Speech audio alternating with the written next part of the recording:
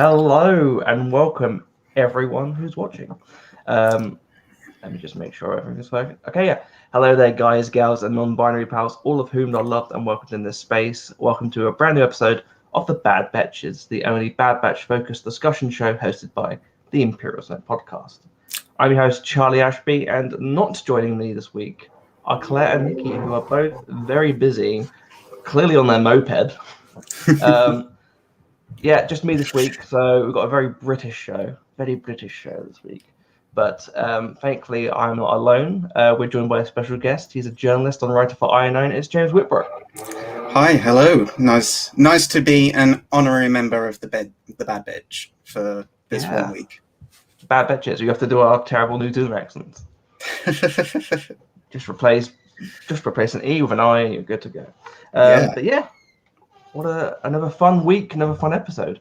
How was your week this week, James?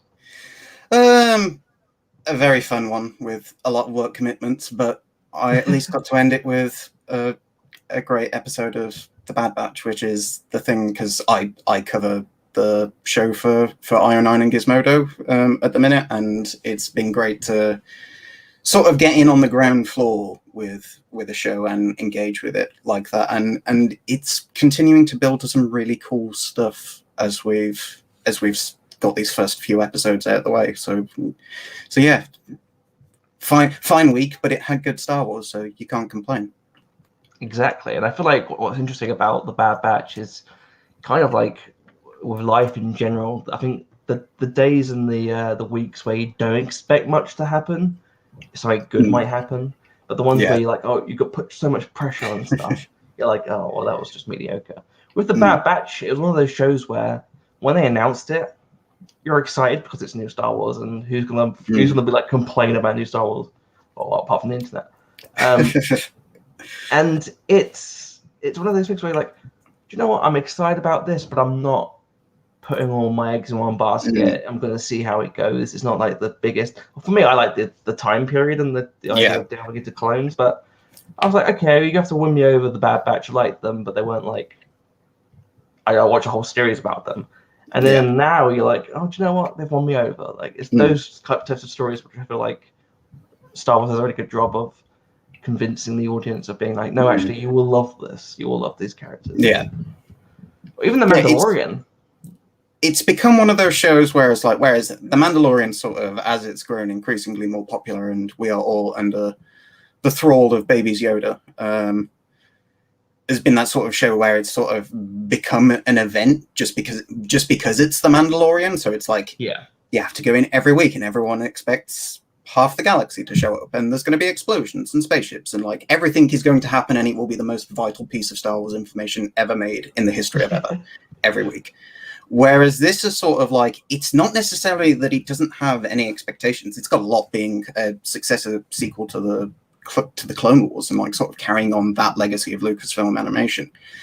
But and I think knowing going in that it's also like it's a 16 episode series, so it's like people are sort of going to be aware that like not every week is going to be some major shocking revelation that the Emperor is around the corner cackling maniacally or something. But it gives the show a chance to breathe with characters a bit more, which it couldn't really do in the first place when it was still getting everyone set up and onboarded from the Bad Batch's introduction in the Clone Wars. But as these first few episodes, as they've sort of settled into this routine that we'll get to of the Batch sort of trying to see who they are outside of the confinement of a very specific military unit, and like as they've sort of mellowed and as Omega has started to sort of figure out who she is and like what she wants in life beyond Kamino, I think it sort of allowed it to just become a sort of filler is the derogatory word a lot of people use when something that they can't add to a fan wiki happens in an episode. But it's a sort of show that lets it sit with itself a bit more, which I'm really appreciating so far in the idea of like, I'm not waiting for a massive build-up to some climactic fight or some big revelation about these characters or whatever. You just sort of get to soak in, like you said, this period of the galaxy has been very well trodden, especially in Disney's era of the canon and sort of exploring the rise of the Empire, but seeing it on a ground perspective where it's sort of, we're not seeing big sweeping changes, we're seeing little incremental moments by moments of the very early days of it. And I think that's quite interesting, and it's what's keeping me sort of, aside from the fact that I get paid to write about it, it's what's keeping me checking in week after week. Like, I want to see how these characters interact with this world and this time period specifically, rather than just like wanting to know things for the sake of knowing it. Yeah, and I think you've really hit the nail on the head about how the Bad Batch approaches the stories. Because again, like, people will say this is filler, or this isn't focusing on what we want to focus on, as if like main galaxy altering story beats are what we need to focus on.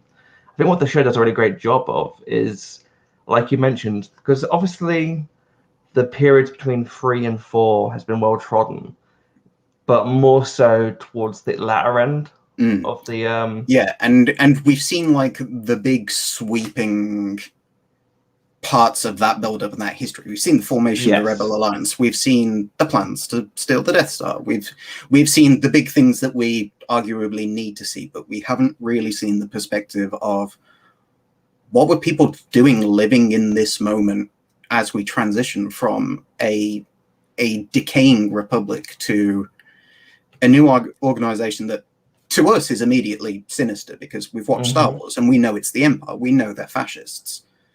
But to the citizens of the galaxy, it's just this well, it's not even a regime change. Palpatine is still there. He's just like got a preponderance for putting hoods on now, and his troopers are significantly meaner. But we haven't really seen that sort of down to earth, more intimate view of what it's like to live through a moment of history in this galaxy, and see that transition occur at a very slow pace compared to what we're used to with Star Wars. And I think what's great about it as well is that it doesn't beat you around the head with it verbally. Like, you know, I guess a lot of people's criticisms of the prequels is that they're very, you know, it tells you what's going on. Anakin straight up says, like, I think maybe an Empire and it could be good. Whereas this, it shows you it visually. And I feel like when people go, oh, well, this is for that, nothing happens, it's like, well, no, look what's happening in the episodes. Like, even in this one, just through the dialogue, like the whole idea of slavery basically being allowed to exist again because the Empire doesn't really care. Or in previous episodes, I think what I really love about the show actually is the way we view the Empire's formation depending on which planet we go to. On Onderon, they're very much of the mindset we're just being invaded again by the people who claim to help us. Whereas on the planet we were on last week, it was more of a case of, on Pantora, it was like, these people, they just won the war. This is great. Like, this is good news. Like, we'll all get to move on. And it's both are valid points for those certain groups of people. And you can see why the galaxy, 1, accepted the Empire, and 2 would later welcome it back with open arms, kind of, in the sequel trilogy. I really appreciate the way the show delves into those things without having to sort of, again, hit you around the head of it. The fact that the clone troopers are wearing completely all white armor again. I do appreciate the way that they're not using the dialogue to just straight up be like, because I know people say that as well on Twitter, and on social media it can be difficult when people are like, why don't they just say that? It's like, well, that's not really realistic. Like, people don't just go like, I think the Empire are good, these people don't. Like, that's not how things work. We're starting, and like you said, and we'll get to it eventually as we walk through the episode, but it's sort of, it's less of a thing that needs to be stated and a thing that you just sort of see as the tone of the stories that are being told sort of bends towards this arc. Like the antagonists that we meet in this episode were a problem for the Republic, but they were being dealt with at the time. And suddenly now they're not. And what does that say about the state of the world that we're currently in, and like what's being valued by people? And I think, like you said, that's been the interesting thing about the Bad Batch. It's sort of it's a show about the Empire being founded and establishing its dominance, but that's very much happening in the background of this character story, and you're sort of seeing it slowly tighten its grip and change the way that the galaxy operates, like sort of in the background. It's not necessarily the focus, but it's still an important thrust of the series, and that's exactly what I wanted out of this sort of thing. Like if we must go to this period of history again and explore more of it as we have, because like we've had the Darth Vader comic second volume dealt with a lot of this early period from Vader's perspective. We've like you said in the later stages of this, we have Solo and Rogue One and Rebels that have all trod like the ground that we want to see, the Rebels being founded, everyone doing the heroic thing against the face of the Empire, but we haven't seen this transition particularly in this way and in this sort of slow burn manner, which is really cool for Star Wars to do, because it usually is like you want your lightsaber, you want your explosions, you want someone to use the Force and say that they've got a bad feeling about it, and you're happy. Yeah, and I think what I loved about this episode as well was that we get to see a little bit more of how the galaxy quickly formed into the one that we see. So, like, one of the things I loved about the end of Revenge of the Sith is that this isn't a slow burn. This is something that's been building up. Palpatine's been planning this throughout this time, and we get to see like the Outer Rim sort of get used to the galaxy now and sort of flourish a bit more. And we get to see a lot of that in this week's episode. So why don't we start off with the chronological order of the notes we have this week? And again, we can jump around as much as we want. Let's start off with obviously looking for answers. The episode starts off with the Bad Batch on the ship again, discussing their encounter with the bounty hunter, who we know as Fennec Shand, but at this time in the galaxy, they don't know who this person was, and they don't know why they're looking for Omega. What did you think Stay about tuned. They should stay tuned to Disney Plus later this year so they can see her in the Book of Boba Fett. It'll be great. Yeah, I mean, like, they didn't watch The Mandalorian season 2? Like, what are they doing? What are they playing at? But like you said, I think a very interesting thing about this is almost like the concept of bounty hunting is very familiar to us because we're Star Wars fans, and it's also a thing that Disney has been exploring very closely recently, like in a lot of material, like The Mandalorian, and like we're going to see with Book of Boba Fett. But it's almost alien to the Bad Batch. Like Omega has no idea because of the way she was brought, so she's just like, why is someone after me? But it's also like this is a very alien element of the galaxy that we're familiar with that is completely strange to Hunter and Tech and Wrecker. Just like obviously they know it's a dangerous threat, and they know obviously to lay low to try and figure out what's going on, why try and figure out who Fennec is. But at the same time, it's just sort of this is a very new element to them. They're used to going up against faceless hordes of battle droids and winning in particular. They're not used to having to run away and like take a moment to try and figure out why they're being targeted and why they're being targeted in this way. And it's sort of really cool to see the clone army part of Clone Wars interact with like the sort of the underworld and criminal element that we've seen explored in other material here in such a particularly unique way of like they're clone troopers, they're soldiers. They know how to fight a fight, but they don't know how to deal with the idea of someone putting a hit out on them. Yeah, which is kind of ironic considering who they're based on. But the difference there was that obviously Jango Fett, as their key DNA like giver, had to teach Boba Fett how to think about bounty hunter. He had to teach him like, what to do, like what. And I wonder if there are those bits of elements in their DNA still, like you know, source memory. Maybe they can remember certain bits and pieces, and that's why they're obviously better at fighting and stuff. So that comes into it. But you're right. Like these are soldiers that are trying to deal with relatively peacetime. Yeah. No one looked up the genetic FAQ to see what the post-it note was on Django's background and his specialties, which is very funny to me. But at the same time, it makes getting another criminal element story, and we get to see another side of it when we get to Ord Mantell, which is a planet known for these sort of criminal underdealings, and has been explored in the Disney canon before, but is also like a well-known world from the old expanded universe. So it's cool to sort of see another layer of it here. And also, we're very specifically dealing with people when we meet the lovely Trandoshan contact that Echo has brought up for the team, and is like, oh, I know the Jedi talked about her, but I've got no idea what's going on otherwise. Because why would he? He's a soldier who follows orders. Like, the Jedi say, well, you need to go see this person, they go see the person. So it's very cool to sort of, well, it's not really cool. It's the direct opposite of cool, because they completely fumble about until Omega just walks up to him. It's like, oh, hey, you're the contact.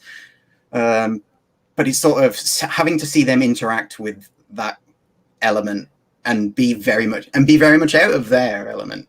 Yeah. Is a really interesting way, especially because like the Bad Batch as a concept is meant to be the elite special soldiers unit. Like, they're good at what they do, but that's what they're good at. They're not good at everything else that they suddenly have to deal with, whether it's being a parental figure to Omega or navigating a strange and relatively lawless aspect of the galaxy. Yeah, and like they were bred obviously to be soldiers, and in this case, like you said, specific soldiers doing specific tasks. And that's what I love about it, is that the idea of like the inhibitor chip maybe continues to give some sort of sense of structure to the clones who are now Imperials, because they're following the Empire.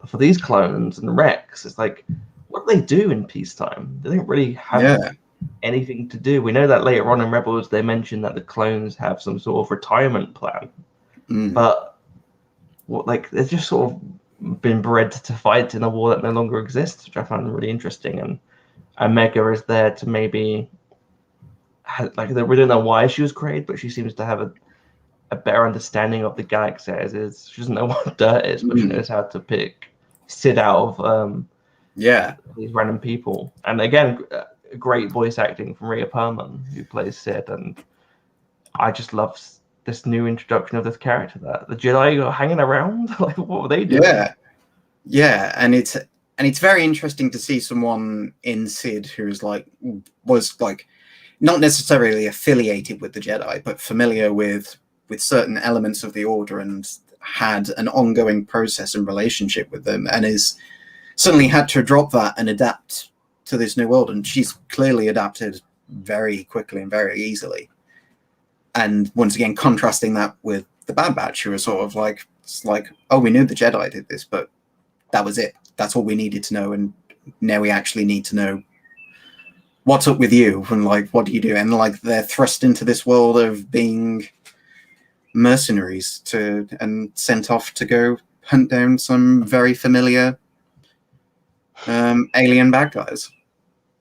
Yeah, I feel like that sort of ties in with the citizens of the galaxy as well. Like, on some planets, certainly the lower elements, the different classes for different planets, the Empire isn't much of a difference. To some people, it's a bonus because they get, money, or they get, like, obviously the money comes from nefarious means and colonization. But for them, and like in real world, the working class people are like, well, it doesn't affect me, or it improves my life, then I'm not going to complain about it. So yeah, and like you said, straight villains that we are very familiar with, which is the Zygerrians, who we all know just straight up suck, apparently. Like, there's no good Zygerrians. I don't want to classify all of them as bad, but until I see one that isn't that terrible. It's also a very Star Wars thing, though, to go like, here is your planet of the bad people. And it's especially interesting in that we're introduced to a Trandoshan who is like not exactly a paragon of nobility and justice, but is presented as an ally, whereas for a very long time we knew the Trandoshans as they were Bosk, therefore they're all bounty hunters or they're all unpleasant people. And we're sort of still seeing that with the Zygerrians here, because without the Republic sending Obi-Wan in to two-face everyone, as he did in the arc they were introduced in the Clone Wars, we sort of we get to see what happens when there isn't a force like the Jedi to check Zygerrians like enslaving people in Republic territory. Now, like the Empire are just like, sure, whatever, like go, you do you. We've got super lasers to mine crystals for. Yeah, or we'll just let you pass if you give us money for it. Like it's the like they said, they straight up say like, well, we're going to rebuild the planet, we're going to rebuild the system, we're going to rebuild what we had in place, and that's what you see as well. You see this in the real life worlds, how like these different. Well, I mean, look at the British Empire flourished. Yeah, we allowed slavery, and even if we were like, well, this is wrong, we still gained from it. Like when in to get into the real world talk, like when Britain abolished the slave trade, we still got cotton and we still got America. Massive financial benefits from it, but we just got to say we were the first people to get rid of it, so good for us. But that's what I love about seeing these elements, including the stories, because then it pushes people to actually go and read the real world situations, and you go, oh, well, this is what they're building off. And we might see some good Zygerrians. I mean, maybe in the High Republic we'll get like a Zygerrian Jedi, like we get a really nice Trandoshan Jedi, but who knows? At this point, not looking good for the Zygerrians. Not looking great for the Zygerrians, and it's what we were talking about with sort of the moral recalcitrance of the galaxy right now, with the Empire focusing on what it's focusing on a like not just on an ideological standpoint, but like the bureaucratic standpoint of we've seen them slowly integrating this sort of stripping people of identity down to the idea of like, you are a chain code, you are a number in our system, and we use that to control you. Like while they're focusing on that, we sort of see the galaxy slip back into these like we said, no one's dealing with the Zygerrians just like showing up on planets and taking people because they can. And it's because it's what they want to do, and they know they can do it without the Jedi showing up to be angry at them because they're all dead now. And it's very interesting seeing that sort of. It's a setup to what is essentially like a very standard episode. The Bad Batch gets a job; they have to free someone from some bad people, and they go and do that. But framed in the narrative of sort of seeing the galaxy slip into this period of moral decline and sort of a centralization of what ruling powers actually are focusing on and what actually care about, sort of gives the Bad Batch a really interesting open to sort of not just explore that, but like specifically have agents of the former Republic see that change happen and see see what their brothers are letting sidle on by while they like document people traveling from place to place or exterminate any potential dissidents. Yeah, and I feel like as well, like seeing the Bad Batch, I know someone mentioned this on Twitter as a complaint, and it's the idea of why didn't they bring up the fact that the clones in themselves are basically people that were sold for battle, and why they compare that. I feel like it's one of those things that I mentioned before where you don't necessarily have to spell it out. It's there in the subtext. Yeah. I think we're all thinking the same thing when they're talking about buying people. And there's these people that are free of their own. They got their own free will currently. Yeah. We see Wrecker. Like last week when they didn't bring up the whole Wrecker head thing, I was like, oh, thank God, that was just him bumping his head. And then they brought it back this week. And then it happened again this week, and I was just like, oh, okay, I see what you're doing, television show. Thank you for hitting me over the head with it. I swear to God, I hope that he's going to be like the first patient of Dr. Rex who comes in with his little toolkit, scrapes it out, and saves him. He just needs Echo's screwdriver hand. He's just going just a big hole. Yeah. Oh my God, I really hope he's going to be okay, because I do not want to see him. And especially there's a really great moment with him and Omega when they're on the shuttle near the start of the episode, and they're sort of laying it out, and like they have that subtle little like high five in the background, and it's just like it's all incredibly cute, and I don't want to see that like and this is part of the things like I had a bit of a problem with when when I interviewed some of the crew behind the series ahead of it, we spoke about Crosshair's inhibitor chip being I think I referred to it perhaps not so delicately as like dialing the space fascism all the way up to 11. Like when he was having his chip juiced up, and I was sort of like that was a thing for me. It's like just from a personal standpoint, I thought it would have been much more interesting to see a division among the team that's more driven by like what happens if Crosshair was just like, this seems like a cool way to maintain order in the galaxy now that the Jedi are gone. Like the Empire I'd like to subscribe to the Empire's Holo newsletter. But instead of it just being like flip, brain go bad, now you're the head of an Imperial Death Squad. Good for you. And I'm hoping that's ultimately what we see with Wrecker, unless like you said, like with Rex just shows up and just goes like, hey, I know how to. Ahsoka told me how to switch chips off. I can do it. Boop, gone. You are now free. You're now free to be morally good people. Well, that's the thing about with Star Wars is that it's difficult because you have to explore real world aspects, but also it's Star Wars where the bad guys wear red and black and the good guys wear blue. Yeah, and I feel like the core arc of this series, I feel like, is going to be saving Crosshair. Yeah, and I do understand why people. And why the idea of him just like turning bad is good. Yeah. I feel like you can do more if you explore that with the through recruits. The chip. And because with I think like the key tenet of the Revenge of the post Revenge of the Sith, the whole point of that era for me is based on two themes, and that is hope and tragedy. And I feel like with the inhibitor chip, it delves into both tragedy, and when you have people like Rex, it delves into the hope of the tragedy. It like balances it out. So with Crosshair, I feel like there's a lot to do, because if he is saved and he lives through that, having to have dealt with having the chip enforced on him will be interesting if he ends up being redeemed. But I'm hoping when it comes to they're obviously starting to set something up with Wrecker, that something is either wrong with his chip or it's slowly trying to inhibit him. I'm hoping that's where I'll see the sort of the thing I was expecting with Crosshair to sort of play out, so they can have their cake and eat it that way.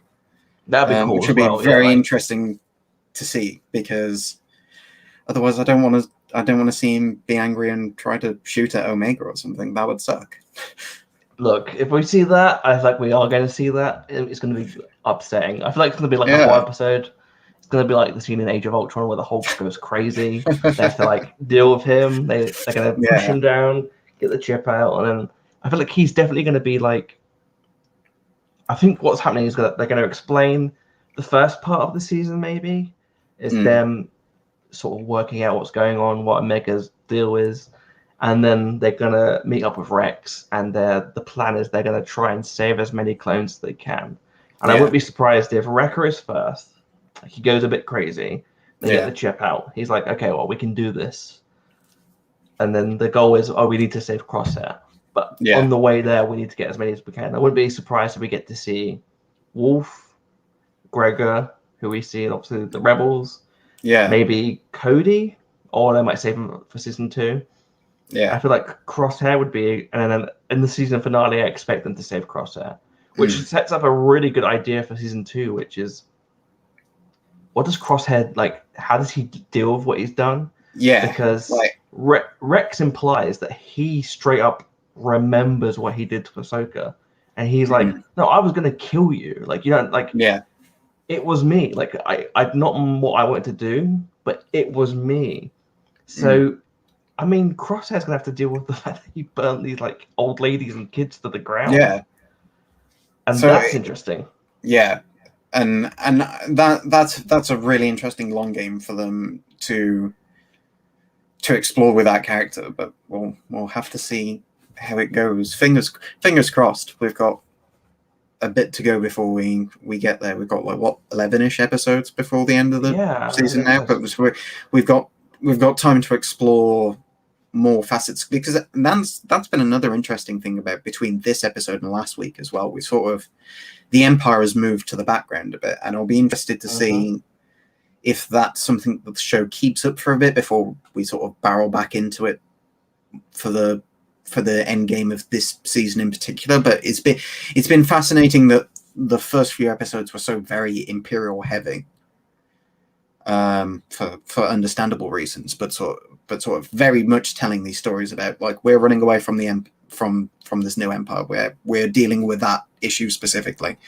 whereas now we're sort of taken away from that to a bit to explore this side of the galaxy with all that stuff in the background, and that's been very enjoyable, because what we get out of that exploration, especially this week, and I could not ask for any more, because it's more space bows in a galaxy far, far away, and everyone needs more space bows. But we get to see Omega not just like help, like actually be a part of the team this week, a little bit out of necessity when the batch get our elite special force team begins their mission and then immediately gets captured,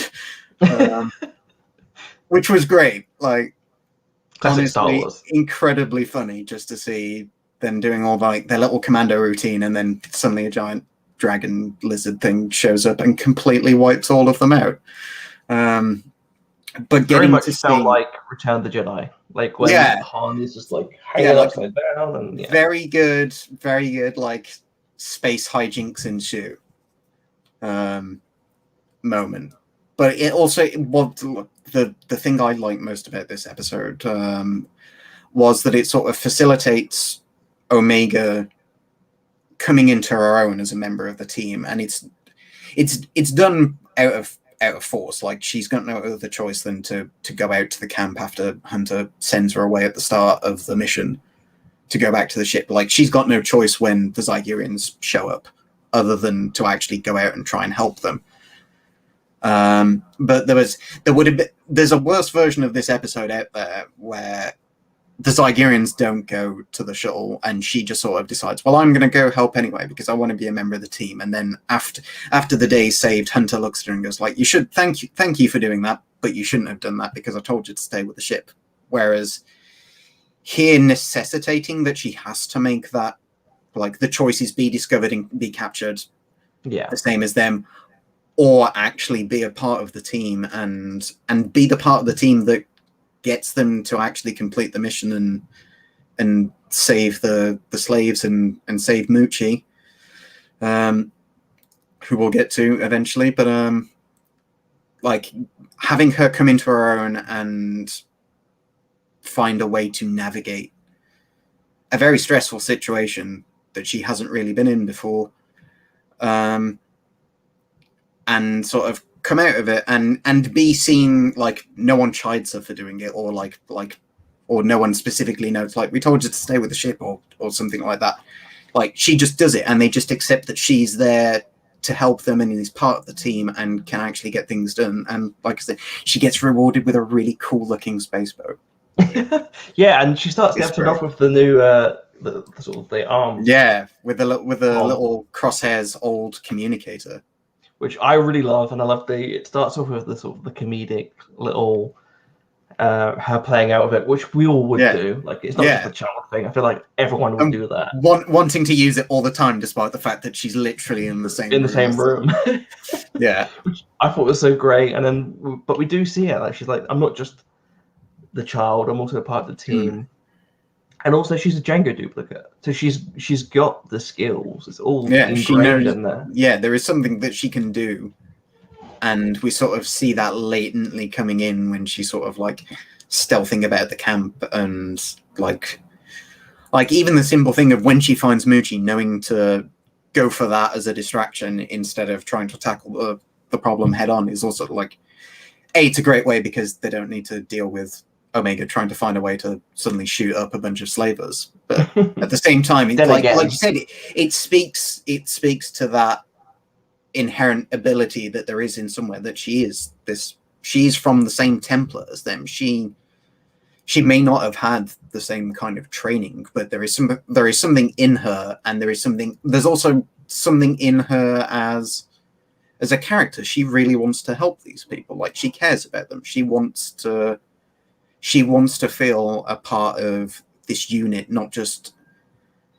because they all are from the same template. Like, she wants to, like, it's Star Wars. She desperately yearns to establish that connection, and if she has to do that by letting a Rancor out to eat some slavers, then she's going to do it, which is great. Which, I mean, let's be honest, who cares about flavors? They could be eaten. We don't care. Yeah. Slavery's bad. is the point I'm trying to make. They're there to get eaten by Rancors, and for our heroes to beat them up because they're slave traders. They trade people. That's bad. There's also a really great moment, which I know that everyone keeps pointing out now, which is because Omega is great at mimicking, and there's a scene where Hunter has got the binoculars out, and then I think it's like either Echo or like Tech has got his ones out as well, and then she's just like kneeling down with her own at the same time. And that's a great shot. There's a great thing, and they've done it a few times at this point in the show, and every time they do it, it's adorable, despite the fact that they've done it repeatedly. But they always have this little moment where she will look around and see what everyone else is doing, and then immediately copy it, which is just the most adorable little thing. I like Omega is my favorite aspect of the series by far already. She's one of my favorite characters in Star Wars, like just by being in. Not only is the concept interesting, but she's just like Michel gives a phenomenal performance, even in the short time we've got to know her. And I think this episode for me was sort of really where it comes to the fore, where it's like she's established as a capable member of the team and has that willingness, but is still also just like cute as hell because she's an adorable little kid. And that's what Star Wars does now. It gives us adorable little kids to buy merchandise of. But yeah, I feel like the episodes from the Clone Wars were like the Bad Batches pilot episode, and then these first 5 episodes of the Bad Batch show is kind of like Omega's pilot. Yeah, and her being totally part of that team. And I feel like my theory is still that she has like Peter Petrelli like abilities where she's got empathy and mimicry, and she can like maybe like learn skills or like learn people's like sensibilities and knowledge through the fact that she can emphasize with people. So I really like the fact that she, like you said, like she mimics people, but she also cares about people, and sort of just delves into that, which feels very like Jedi like. And again, like you mentioned, we see her save the child that they're looking for on behalf of Sid, who turns out to be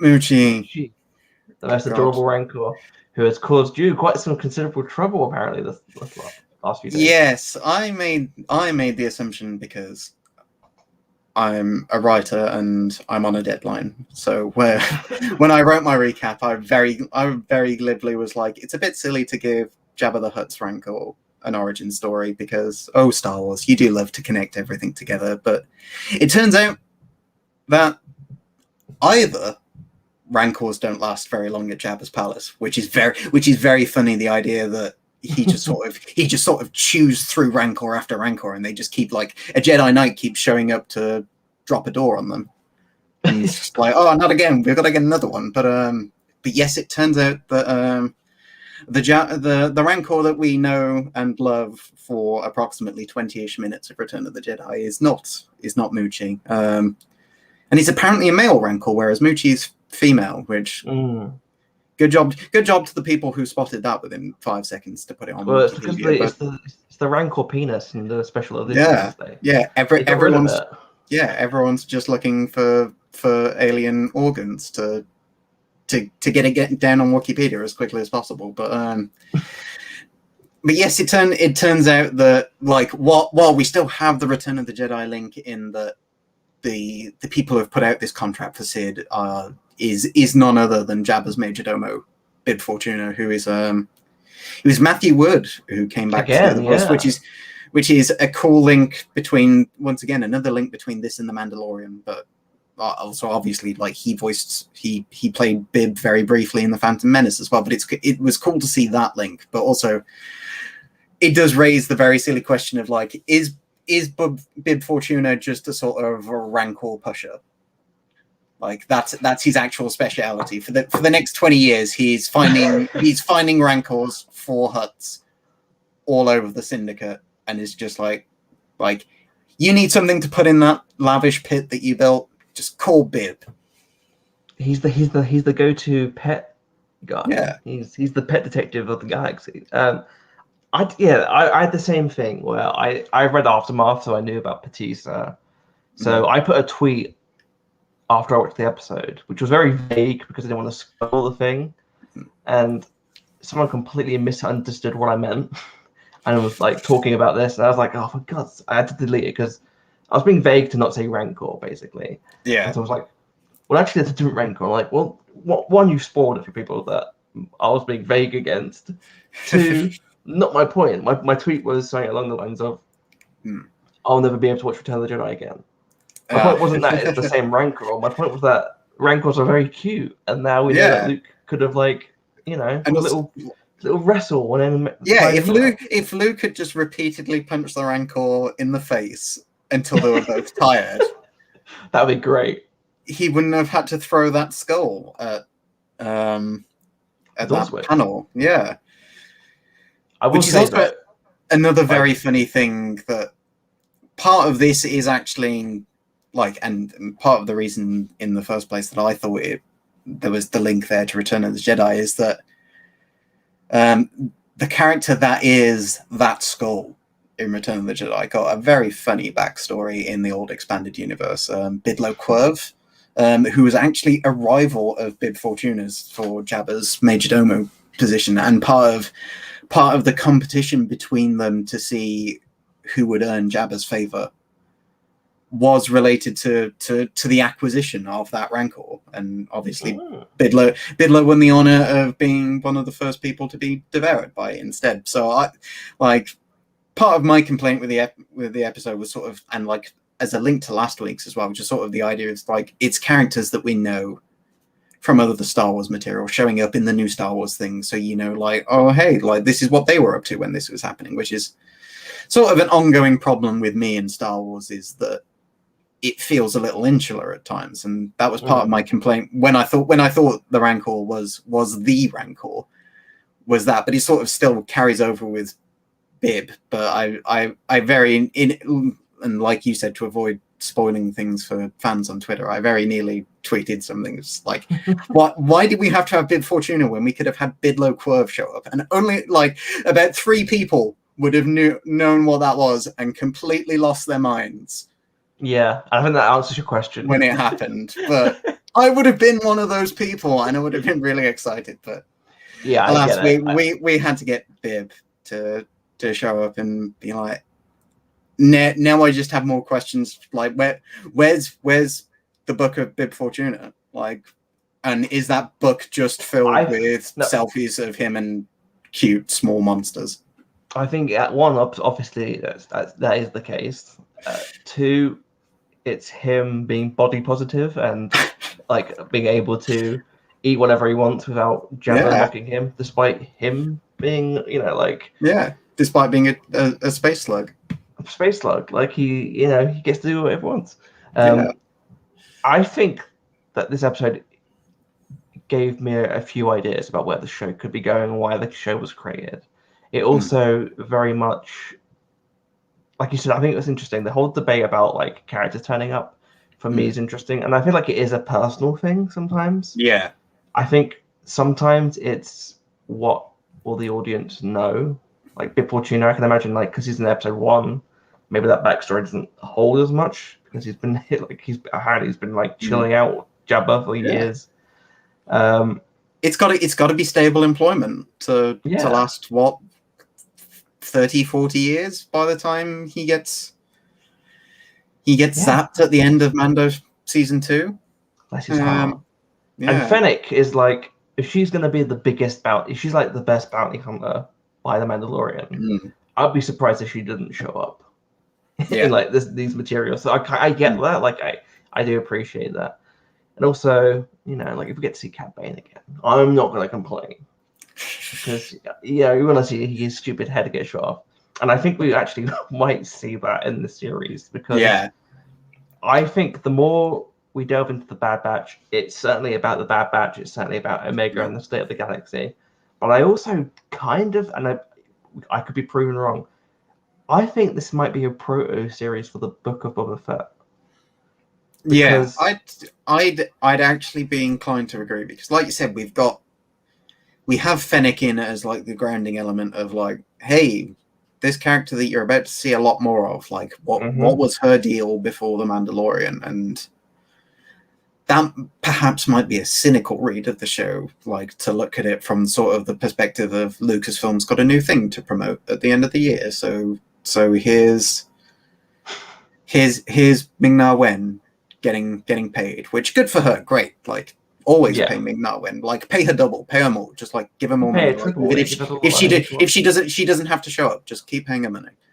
But if you look at it from that perspective of they obviously have this big thing to show up, but at the same time, and this was something that Clone Wars itself touched on, we got to see the young Boba integrate himself into the world of his father's profession and slowly examine his relationship with the galaxy and be this angry young man with a small squad of hitmen by his side, which was very funny, but at the same time a very interesting idea. And it would be of interest, especially when our protagonists also carry like the specter of Jango over them in some way to see Boba interact with that. So I do wonder if we'll end up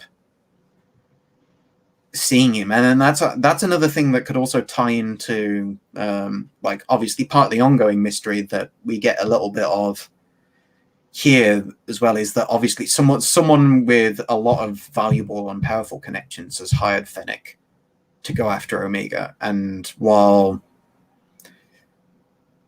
it might be an obvious ploy to go as, oh, it's just like the Imperials want this important asset back, of course they'd like we may know them for saying that they don't need that scum, but they actually do need that scum to navigate this sort of to navigate this sort of side of the galaxy with a deft touch. So like it might be obvious that it could be the Empire, and it could very easily be the Empire who are the ones looking after, but at the same time there's the potential like the Kaminoans know what I think it's absolutely a clone kid of Jango Fett could be a very dangerous and be a very valuable thing indeed. Like they've already seen that with Boba. So I wonder if that would be a very, as much as I personally, as a noted disliker of Boba Fett, even though he's much better now after the Mandalorian than he was before it. But as a noted Boba Fett hater, I might slightly dread the idea of young Boba showing up. But like you said, there are a lot of like examining him in this period of time and sort of dealing with the lingering ramifications of like his whole arc when he showed up in the Clone Wars was that he hated Mace Windu and he wanted to kill Mace Windu. He wanted revenge, not of the Sith, but Sith adjacent. He watched his dad get executed, and like the people who did it are the vaunted heroes of the galaxy, and like what does that mean to him as this young man trying to now find a place on his own in the galaxy? And if they follow up with that as a contrast to Omega and to the Bad Batch and their weird relationship with Jango in the first place, I think that will be very interesting. But we'll have to wait and see. That's the beautiful, frustrating thing with Star Wars, is perhaps not so much that it loves to make these connections, but we are waiting for the inevitability of seeing how that connection forms. And like there are potential ways for it to be a really interesting examination. Like how does he feel now? How does Boba feel now that the chance to kill Mace Windu has been robbed of him because all the Jedi are gone? Like, how does he feel about the Empire? How does he feel if he sees Omega and not only sees her but finds out that she is of the same is essentially his sister in a very bizarre and peculiar way, but a sister nonetheless. Like, what is his reaction to that idea, and how does he compartmentalize that and navigate it? So if he does have to show up, there are plenty of interesting ways to deal with it beyond just like stay tuned for fall 2021 on Disney Plus to see Tamara Morrison kick ass and take names. And I think what's interesting about the Clone Wars and the Mandalorian version of Boba Fett, which I prefer than like the sort of generic 90s comic book and like the Bounty Hunter comic book that came out recently, is that he's not the badass cool dude flying in just doing whatever he wants. It's the bounty hunter who are kind of a bit like Han Solo. Deep down he has got a moral code, and we do see that, like, he doesn't want to kill everyone if he can make money out of it, you know. Like with Han Solo, like people like say, yeah, but what about Han Solo? What you did with Han Solo? I'm like, well, to be fair, like Han wasn't like the most innocent of people. And Han is also ultimately like a rival to or like, and we sort of get to see the idea of it here. It's like Han was a job to Boba. Like he was being presumably paid quite handsomely by the Empire for hunting him down. But at the same, and we start to see that navigation at the end of this episode when Bib has got his Rancor off to take Muchi off to Rancor's Aros or whatever he does with his army of exotic pets for Jabba or for multiple Hutts. Other Hutts are available. But we start to see this very interesting relationship twist between Sid and Hunter at the very end of the episode, where she's sort of like, you already have this very interesting perspective in that, like, she's not of the Bounty Hunters Guild. Like, it's not a professional relationship in that sense that they have suddenly become bounty hunters. Well, she says it. It's like it's a world of mercenaries, and what does that mean to Hunter now that he has found himself not almost played into? Because like the way she frames it is that essentially, like, I know that Fennec is a already pretty well established bounty hunter. They don't send her out for any old smash and grab contract. Like, just by coming to me and letting me know that Fennec Shand is after you gives me a position of power over you now, because I know someone very powerful and very moneyed wants you and wants Omega, and now you have to deal with me knowing that. And there's not only that very interesting antagonistic relationship now where they're sort of damned if they do, damned if they don't, but like you said, we're examining this aspect of the Star Wars galaxy from, we've obviously started to see a lot of bounty hunter stuff in material recently through The Mandalorian and through Boba being back, but now getting to sort of examine that criminal underworld from a different lens of like being a mercenary in the Star Wars galaxy is very different to the structure of the Bounty Hunters Guild and sort of the relationship those characters have with their contracts. So it's going to be interesting to see how long Sid stays in the picture as they're sort of in way into this world, but the batch sort of shedding their identity as soldiers and becoming like a mercenary force, becoming these sort of armed wanderers of the galaxy. And like how do they react to that? How do they navigate that as people, like, beyond the fact that it's suddenly their job now because the people that they served are all dead? Yeah, and I think what's interesting, I'll delve a bit into the mercenary stuff in a second, but to go back to what you were saying as well, like, it is like, oh, well, I can blackmail you into basically having like 5 Jagged Fets. Yeah. Which is pretty good if you're gonna like looking for like some bounty hunters to work with you. But also I feel like the way that this builds into the book of Boba Fett, and I know you said like cynically you can view it as like a subtle advertisement for the show, which it is. It depends on like how is that a good thing or a bad thing. Yeah. Depends on, like what you want to see from it. I think for me, like if you have a story that can delve into the themes at the same time, you should absolutely go for it. The same way that Rebels had Saw Gerrera in their arc. Yeah. Was that a tie-in to Rogue One? Obviously. Yeah. But at the same time, if it made sense thematically, then you should absolutely go for it. And I think with Boba Fett, like we have the opportunity to delve into his character mind here. We know there were story arcs that were never completed for the Clone Wars, which could tie in. We know that he is an altered Django duplicate, so that if the Kaminoans are trying to look for a person to replace the father sample, maybe they want to delve into him. Fennec, of course, we're going to delve into her history. Like I thought originally, like if she was just in one episode, then it's probably just a one-off. The fact that they ended it off as if that she's constantly after them makes me feel like she's going to be in more episodes. So I feel like there's definitely more to that. And if they do confirm that this Rancor, because quite frankly, like, no disrespect to Aftermath, but those, like, particularly the little the different like the different sections where it's like a one-off story, those can be kind of rewritten or swept away. I feel like they're not like the core story plot.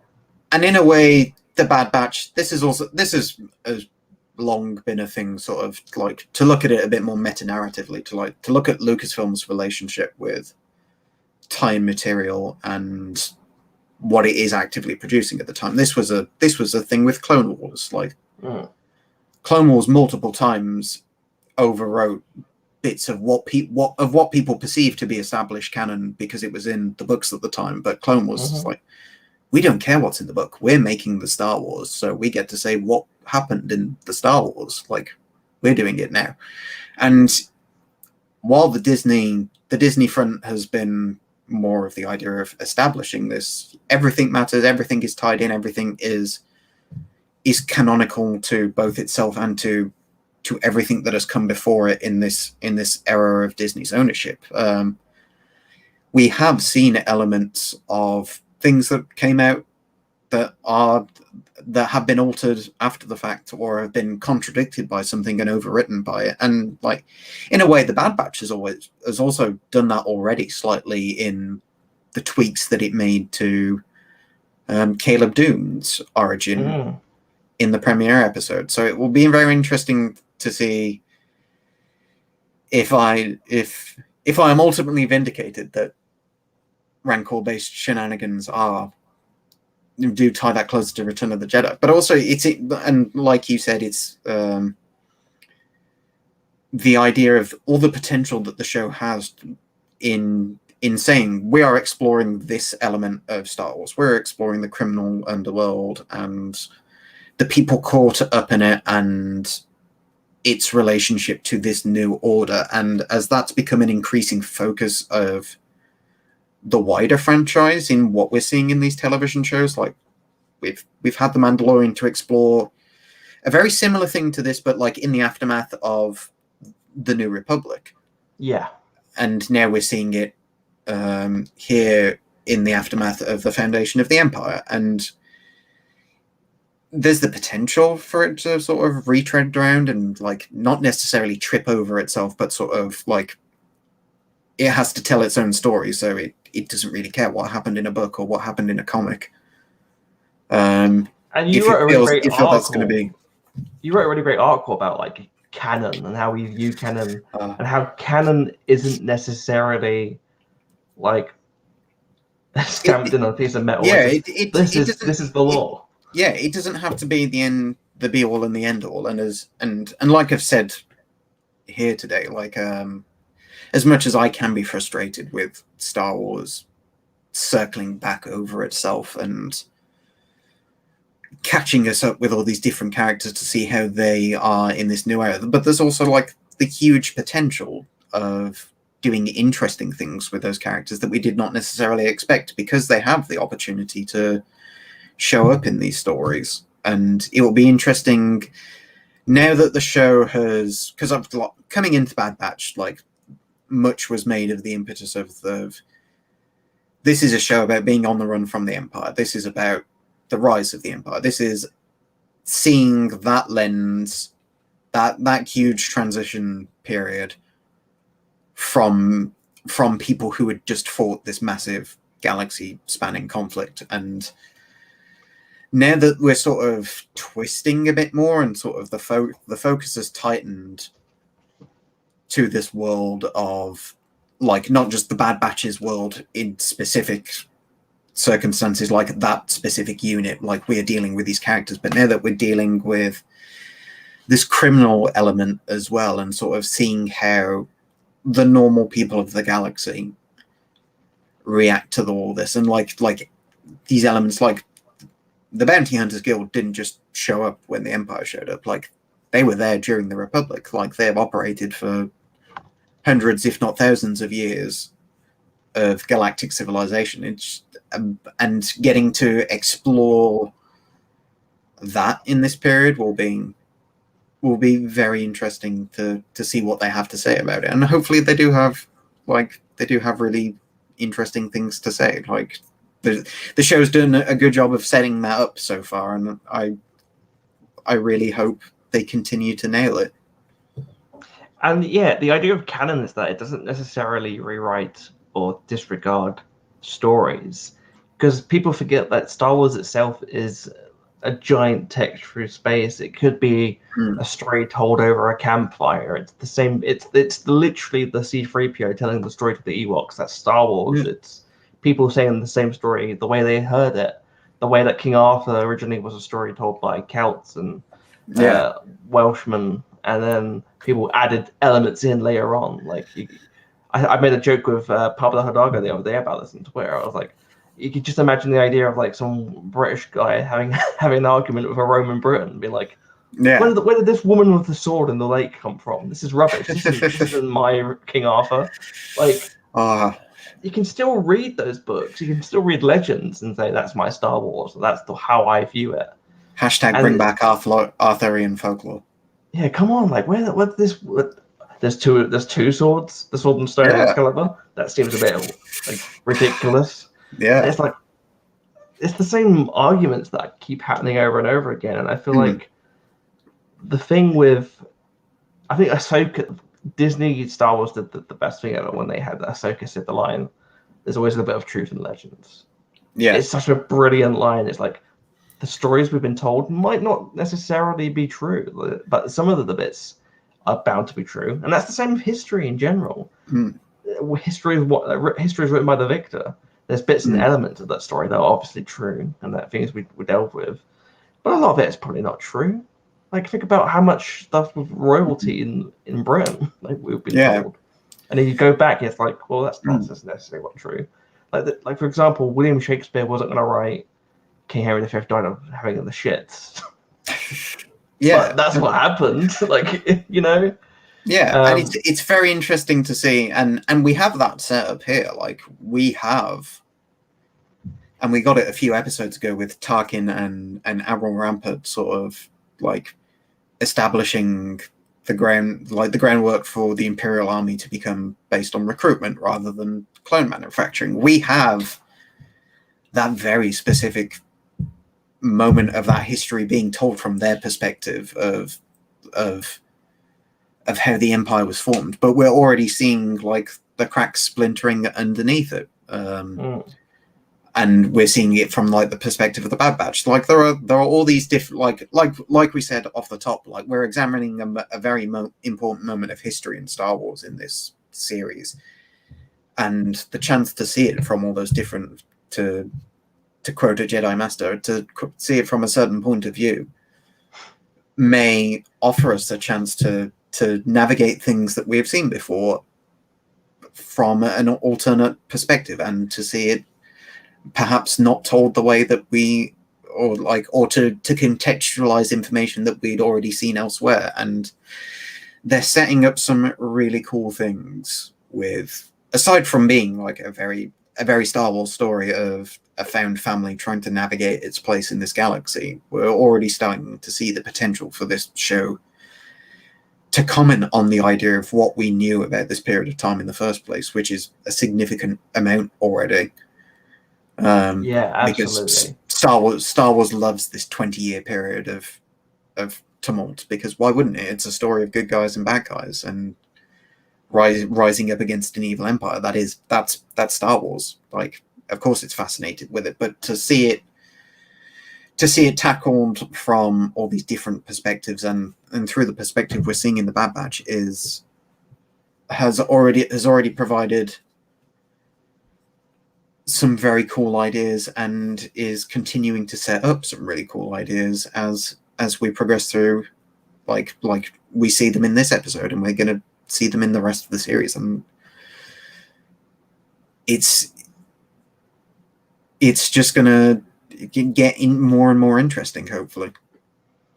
And to wrap up this final point about Muchi, I feel like if they confirm that this is a different Rancor, I know a lot of people are saying that maybe like this one died before the one we met in Return of the Jedi. I think it's going to be the opposite, because Bib Fortuna, if it seems particularly keen about this one, it seems to me like this is his pet. And if he's building up a rival Rancor, if he takes over Jabba's palace, as we know he does in The Mandalorian, he's got his own Rancor? So yeah. I'm telling you now, I wouldn't be surprised if in the Book of Boba Fett we have Boba and he's got Muchi as the Rancor below. That would be, as with all good things about Star Wars, I would roll my eyes so hard that they nearly fall out, but then I would love it because it's very, very silly. But and Muchi would trust that face. Yeah. Muchi would know that face. She would understand it. She's like, that's my friend.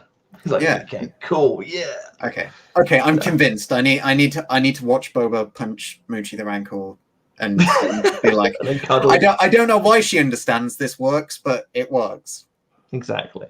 And then finally, our last point we'll wrap up with You're Quite the Mercenary, which we, like you mentioned, yes, it kind of suggests that maybe the Bad Batch could work as mercenaries now in the galaxy, which is very interesting and is kind of what we see in real life as well. A lot of people who leave the armed services don't know what to do with their life and end up becoming mercenaries because it's what they were trained to do. And I think it would be interesting to see that. I really like this because, and like I said before, there's a much more boring version of this story where they do just become bounty hunters, and like we do sort of get the Mandalorian, but now it's animated by the people who brought you the Clone Wars, which would be very dull indeed. But the idea of setting up that, like, obviously there is going to be this system of people beyond the guild as a framework and as potential, like, not necessarily rivals, but just as like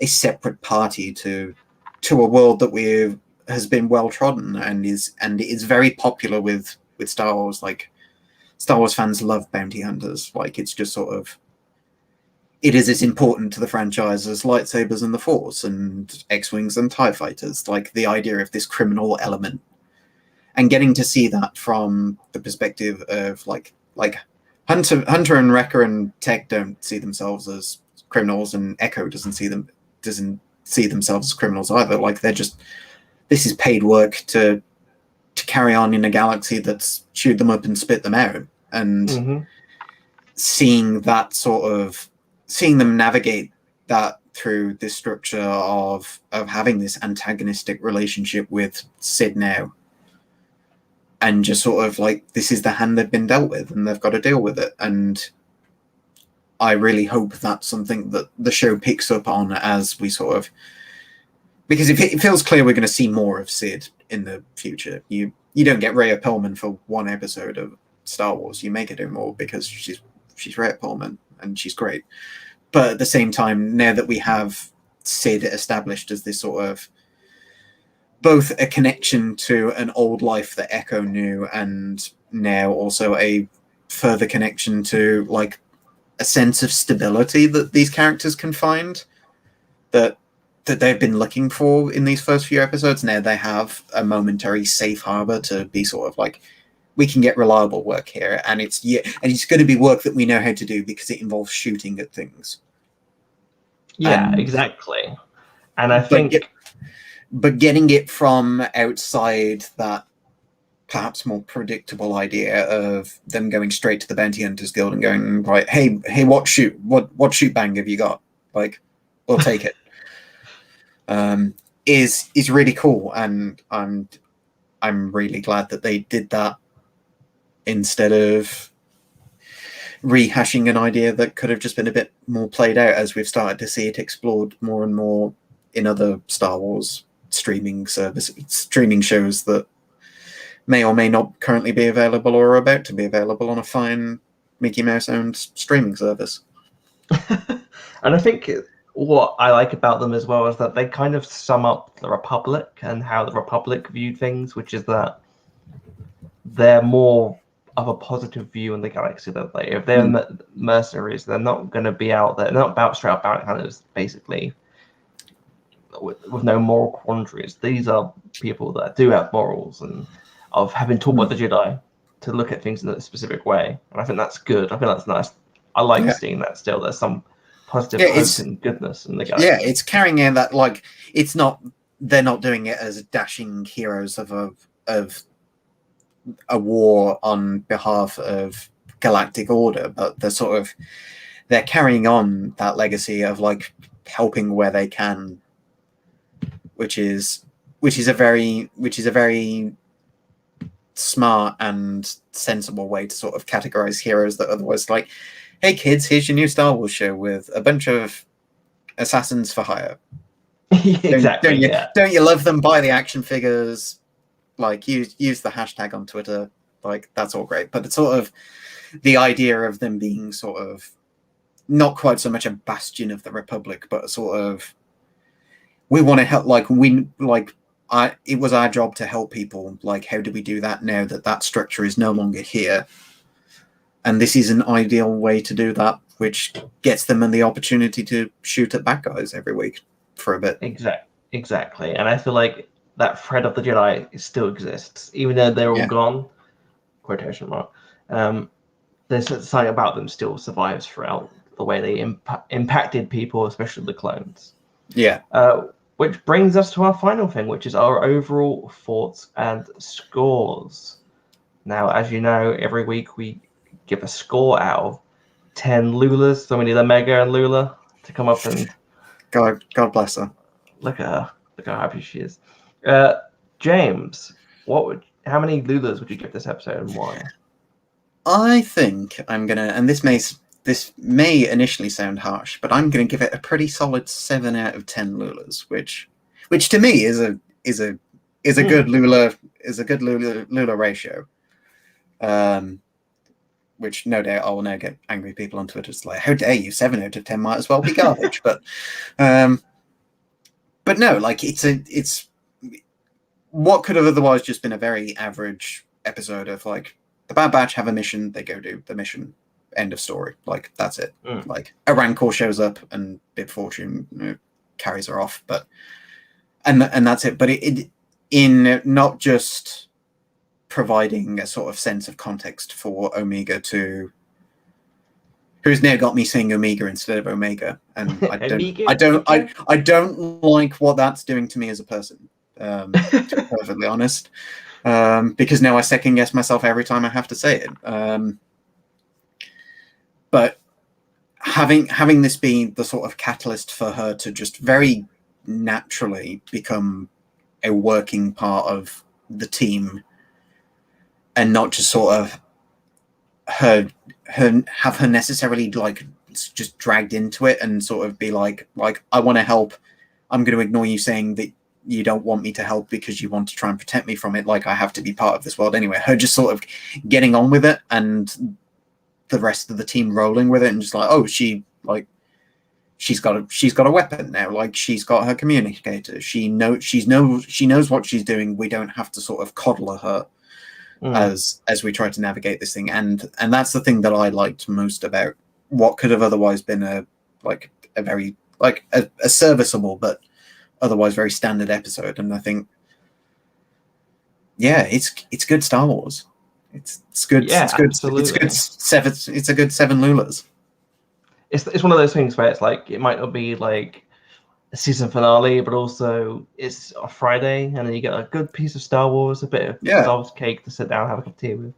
I would agree. I feel like I would give this just a little bit more, just 7.5.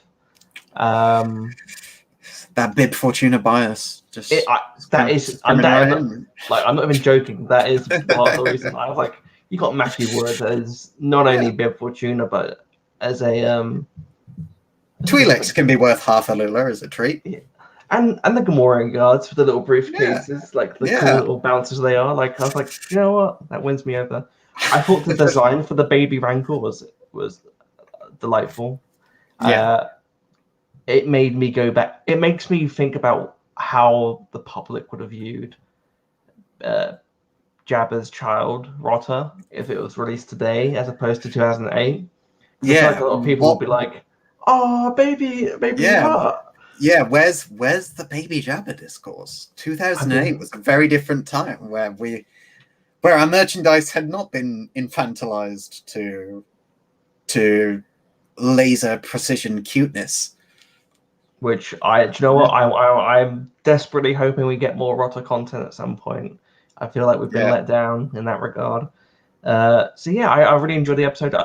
Like you mentioned, it wasn't the most like. I feel like it was the shortest episode. I'm pretty sure it felt like the shortest.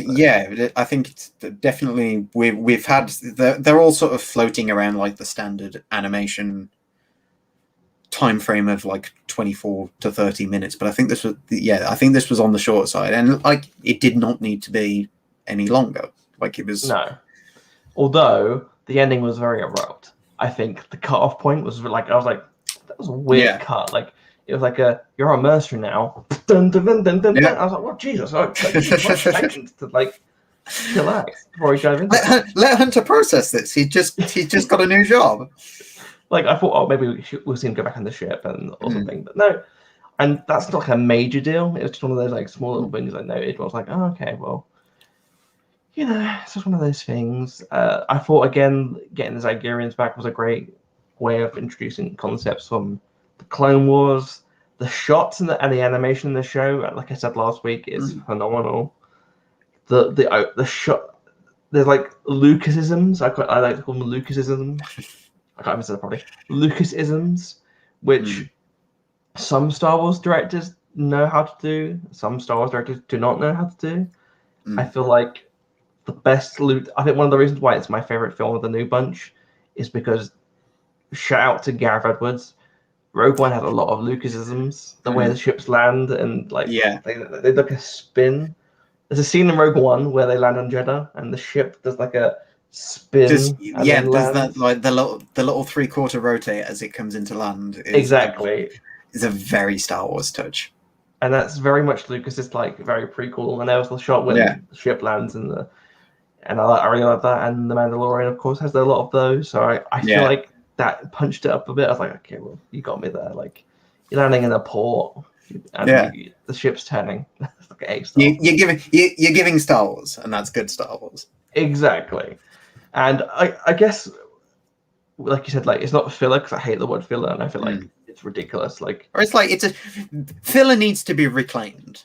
Like it's my stance on like I can take like if we want to call this episode filler in the non-pejorative sense, like that's good because it's like the forward momentum of the plot might not necessarily there, but there is great character work here, and there is like the establishment of potential arcs to come and potential conflicts to come, which is all very good. Like like we said, like not every episode needs Palpatine to show up and cackle evilly or whatever. Well. I'm just. I mean, it would be very funny if we just like hard cut to Coruscant at the end of every episode, and just like he has to like put down some Senate papers and just like it's time for my evil cackle. Yes, Master Leader, give you my diary. Like I to be fair, I do want to see more of Palpatine in that time period. Probably not time or place, but like you said, it's really cool to see that. It's filler in as much as Empire Strikes Back is filler, and anything that's what really annoys me when people say the words, "Did this story need to be told?" Like Empire Strikes Back didn't need to be told. None of the stories post A New Hope needed to be told. That's not how story. It's such a weird criticism. I always find like, did this need to be told? I'm like, no. It's an unfortunate and yet inherent sort of part of the common like fandom as a commodity has become as such like we have to overexert the value of every piece of content that we're given in order for it to feel like it matters. But Bad Batch matters in its own way in that like we are being introduced to these characters and we're getting to sort of unravel them and spend more time with them and explore who they are. And like especially in the case of a new character like Omega in particular, like any time spent with her so far has been an absolute highlight of the series, and this is another episode that sort of pushes her further into the spotlight and sort of gives her the chance to grow. And now we get to learn how she's going to feel about holding up that space bow to someone. And like I was going to say pull the trigger, and then I realized it's a bow. She hasn't got a trigger to pull, but like to knock a laser arrow and put it through the chest of like some Zygerrian, like now we have the setup for like what's she going to be like now that like she very specifically has a weapon and is part of this team. Like what is it going to mean to her for her to fight? And like the idea of them setting her up as part of the team is what I love most about this episode, and holds great potential to come.